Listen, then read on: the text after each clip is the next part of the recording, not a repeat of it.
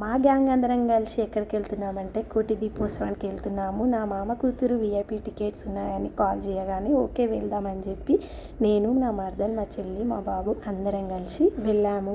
VIP tickets అయితే ముందుకెళ్ళి కూర్చోవచ్చులే అన్నట్టు మేము ఫాస్ట్గా వెళ్ళేసరికి హుషారున్నాం అనుకుంటేలా మనకన్నా మస్తు హుషారుంటారు జనాలు.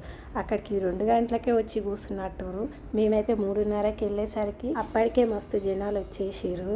విఐపి టికెట్స్ కదా కొంచెం తొందరగా వద్దామని మేము అనుకుంటే మాకన్నా తొందరగా వచ్చి కూర్చున్నారు. ఇంతమంది జనాన్ని చూడగానే బయట అబ్బా అనిపించింది, కానీ లోపలికి ఎంట్రీ కాగానే ఒక వైబ్ వచ్చేసింది. అసలు ఆ కైలాస శిఖరాన శివయ్య ఎలా కొలువుంటాడో నాకైతే తెలియదు, కానీ ఇక్కడ ఆ శివయ్యను చూస్తే ఇలాగే కొలువుంటాడేమో అని అనిపించింది. మన తెలంగాణలో ఈ కోటి దీపోత్సవాన్ని నిర్వహించిన నరేంద్ర చౌదరి గారి, రమాదేవి గారికి హ్యాట్సప్ చెప్పాలి. ఈ కోటి దీపోత్సవ వేడుకల్లో అనేక టెంపుల్స్ నుంచి విగ్రహాలను తీసుకొచ్చి కళ్యాణోత్సవం కూడా జరుపుతారు.